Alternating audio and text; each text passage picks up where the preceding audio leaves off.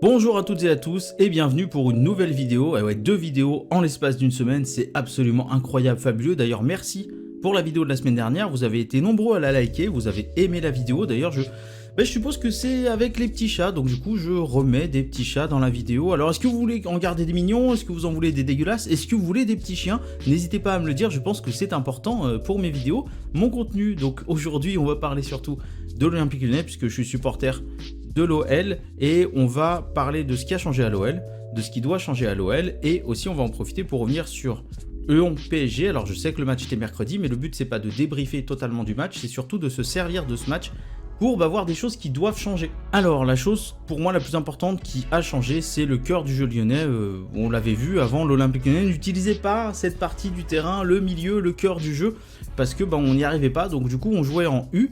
Et là le premier petit souffle, c'était Maxence qui a créé quand il était arrivé. Il a apporté son habilité technique, ses qualités de récupération, mais surtout sa disponibilité, sa façon de prendre le ballon et de le tourner vers l'avant, le jeu, et puis aussi de se rendre disponible entre les lignes, chose que je reprochais à Oussem Aouar qui était pour moi pas assez disponible dans le jeu sans ballon. Mais rappelez-vous, je disais aussi que j'aimerais bien qu'Oussem Aouar joue un cran plus haut que ce qu'il joue, ça lui permettrait d'être plus décisif dans les 30 derniers mètres. Mais le véritable joueur qui a tout changé, c'est Bruno Guimaraes, et je sais que Coutinho Dias en a déjà parlé, donc du coup on va revenir un petit peu dessus. On le voit jouer en regista, moi je trouve qu'il a ce rôle là, c'est-à-dire le rôle que Pjanic a à la Juve, devant la défense, ce qui lui permet de gratter des ballons puisqu'il joue aussi un rôle de récupérateur, un rôle un petit peu de protecteur, de barrière devant la défense, mais il joue surtout, ça lui permet de profiter du jeu court, du jeu long, de ses qualités de dribble et d'orientation du jeu, ce qui est vraiment formidable pour ce joueur qui a toutes ces qualités-là, qui est très complet.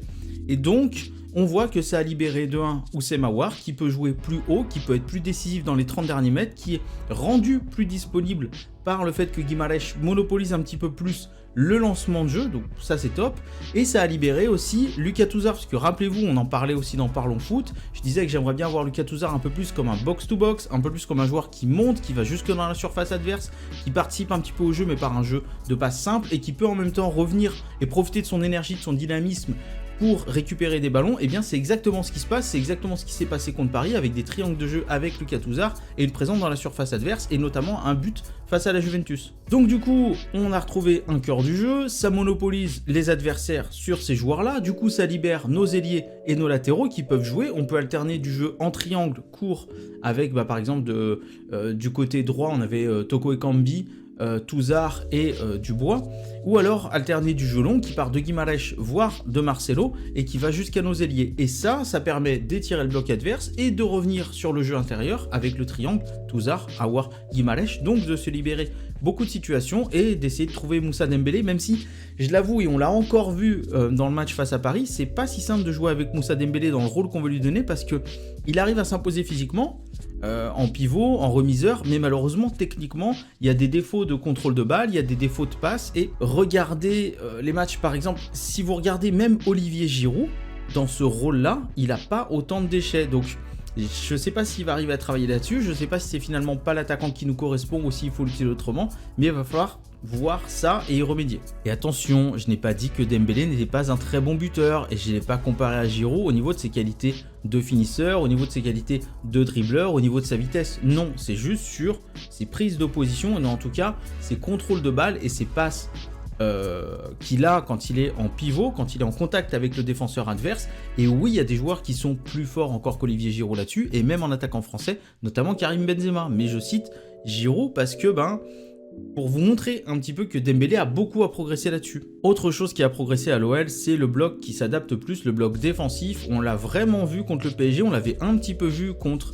la Juve, et il y a cette intelligence dans le bloc défensif de monter quand il y a la situation, de faire un pressing, de récupérer le ballon haut et de descendre quand c'est nécessaire. Et ça, je pense qu'on doit quand même à Rudy Garcia et à son staff, puisque ça, ce sont des choses qui se travaillent à l'entraînement et c'est très bien. On voit un bloc qui est en mouvement, qui doit s'adapter. Maintenant, est-ce que ce bloc ne franchirait pas un cap en étant plus haut, plus souvent? Mais en tout cas, je trouve que ça a été bien géré contre Paris à 11 contre 11. Et d'ailleurs, pour ce match face au PSG, ce qui a été à notre avantage, c'est que le jeu lyonnais, notre jeu, est plus difficile à lire puisqu'il passe par le centre, il va sur les côtés, il y a des dédoublements de latéraux, on revient vers le milieu, c'est plus actif, il y a plus de jeux de passe, il y a plus de décalage, donc du coup c'est beaucoup plus dur à défendre. Et là, Je veux dire, on tombe contre le PSG, mais si on tombe contre une équipe qui a plus de difficultés à défendre, on va les mettre en difficulté et ça va être bien. On a plus de maîtrise aussi sur le jeu, plus de maîtrise sur la possession de balle, ce qui est une excellente chose, mais en même temps, on peut quand même avoir du jeu rapide et on l'a vu, même si on va partir du principe qu'on se base plus sur un jeu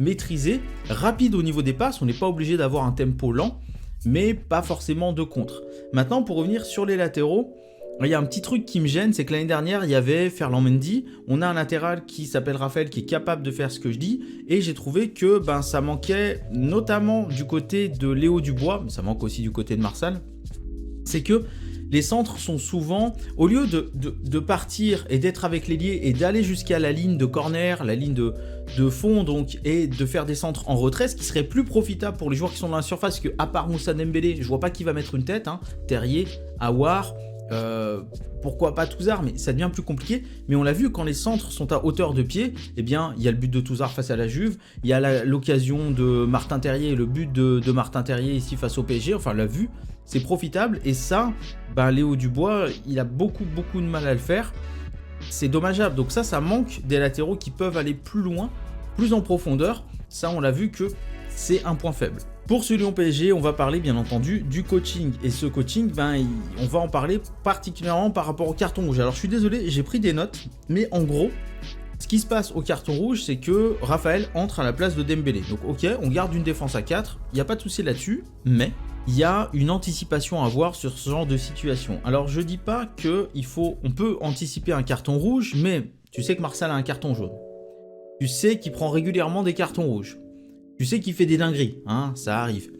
Tu vois aussi des choses sur le terrain. C'est-à-dire que à la mi-temps et en début de deuxième mi-temps, tu es censé te dire, voilà, de ce qu'on voit sur le terrain, quel changement on pourrait faire, qu'est-ce que ça pourrait nous apporter comme plus-value. Donc, on peut anticiper un petit peu ces choses-là et s'y préparer. Mais il y a plusieurs choses, et notamment sur 2 joueurs. Dubois, que j'ai trouvé en difficulté technique, on l'a vu plus haut, et j'ai trouvé que vraiment, c'était compliqué pour lui, et le problème, c'est qu'on n'a que Raphaël sur le banc en latéral. Donc du coup, si on change Dubois pour Raphaël, du coup à gauche, tu mets qui ?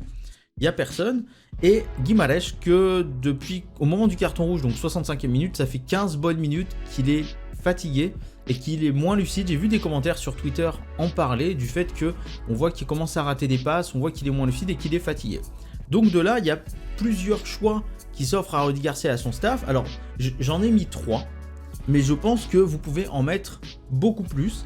Et surtout, pour moi, ce qui n'est pas compréhensible, ce sont les changements suivants, c'est-à-dire Andersen qui entre à la place de Dubois et Jean Lucas qui entre à la place de Terrier. Parce que, en fait, Andersen qui entre à la place de Dubois, je vois pas trop. Tu viens de faire entrer Raphaël. Enfin, je comprends pas trop quel est le projet de passer en défense à 3. Où va jouer Raphaël? Quel est l'équilibre de l'autre côté? C'est assez complexe à piger pour moi là-dessus.